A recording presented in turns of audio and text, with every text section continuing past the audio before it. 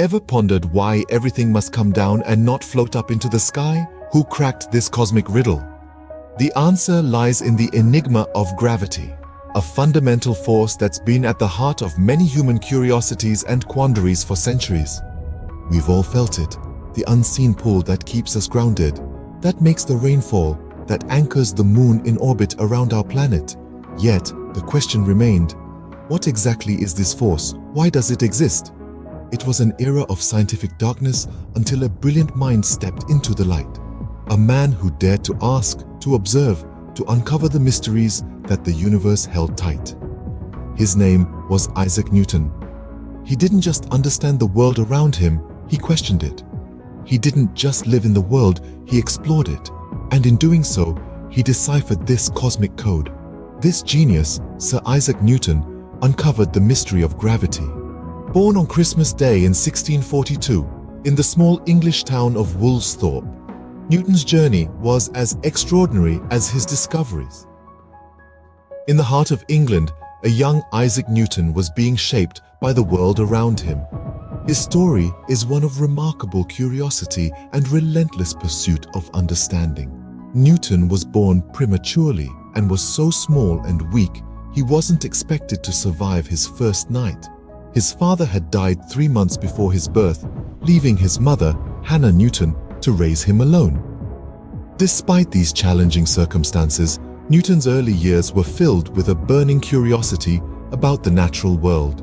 He was always asking questions, always seeking answers. In his youth, Newton was not particularly fond of farming, a career path his mother hoped he would pursue. Instead, he was drawn towards academics. He was fascinated by sundials, windmills, and the mysteries of light and shadow. These early interests hinted at the brilliant mind that was to come. At the age of 12, Newton was enrolled in King's School in Grantham. Here, his intellectual prowess began to shine. He excelled in his studies, particularly in mathematics and physics. Yet, he was often found engrossed in his own independent studies, exploring and experimenting with the principles of nature. In 1661, Newton's academic journey led him to Trinity College, Cambridge. Here he would encounter the works of the greatest minds of his time, Galileo, Descartes, and Kepler.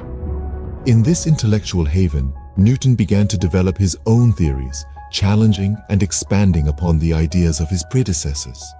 However, Newton's time at Cambridge was interrupted by the Great Plague in 1665. The university was closed, and Newton returned to Woolsthorpe.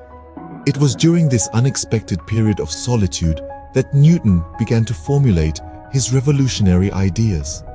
In the quiet of his childhood home, away from the hustle and bustle of academic life, Newton's mind was free to wander. He engaged in a period of intense study and contemplation, making significant progress in his understanding of mathematics and physics. Yet it was during a period of solitude the world witnessed Newton's brilliance. In 1665, a plague swept through England, causing Cambridge University to close and Newton to retreat to his hometown. Amidst the chaos, a quiet solitude prevailed, one that would soon become the cradle of a revolutionary scientific discovery. As the story goes, during this period of self-isolation, Newton found himself in the company of fruit trees and contemplative silence. One day, the quiet was punctuated by the soft thud of an apple falling from a tree. Rather than simply observing the apple's descent and moving on, Newton was stirred by curiosity. He found himself asking, why did the apple fall straight down? Why didn't it go sideways or upwards? And so, in the simple act of an apple falling, Newton saw something that others had overlooked. He began to consider that there must be a force acting on the apple, pulling it towards the earth. This was a transformative moment, as it led Newton to formulate a groundbreaking idea: the law of gravity. But what is this law of gravity? Simply put, it's the idea that every object in the universe is drawn to every other object by a force called gravity. The strength of this force depends on the mass of the objects and the distance between them. This means that, yes, Even as you're sitting there, you're being pulled towards every other object in the universe.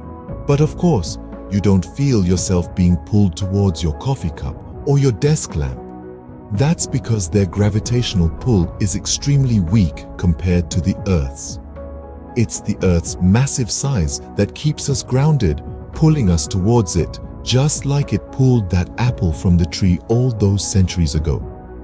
The apple incident, as we now call it, was a turning point in our understanding of the universe. It was an everyday observation that sparked a revolutionary idea. And that's the beauty of science. It often begins with a simple question about the world around us. This momentous observation gave birth to the universal law of gravitation, a cornerstone of physics. Newton's discoveries did not end with gravity.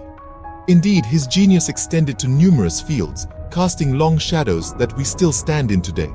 Let's take a moment to appreciate the breadth of Newton's contributions. His work didn't stop at the apple tree. It ventured into the realm of light and colors. Newton's experiments with prisms led to the understanding that white light is a composite of all colors in the spectrum. He discovered that when light passes through a prism, it disperses into a rainbow of colors, a phenomenon we now call dispersion. This was a groundbreaking insight that laid the foundation for the field of optics. And then there was calculus. Yes, the subject that has given countless students sleepless nights was, in fact, an invention of Newton's brilliant mind. He developed this branch of mathematics as a tool to help him in his scientific investigations. It was calculus that allowed Newton to formulate his laws of motion and gravity in mathematical terms. Speaking of laws of motion, Newton's 3 laws of motion are arguably as famous as his law of gravity. They describe the relationship between a body and the forces acting upon it and its motion in response to those forces. These laws, the law of inertia, the law of acceleration, and the law of action-reaction, are fundamental principles that govern the mechanics of objects in motion. They are still taught in every physics class around the world, over 3 centuries after Newton first penned them. In essence, Newton didn't just give us a way to comprehend gravity, he gave us a new lens through which to understand the universe. He laid the groundwork for much of the modern scientific and mathematical thought that followed. Isaac Newton didn't just understand gravity, he revolutionized our understanding of the universe. His contributions to science are as enduring as gravity itself.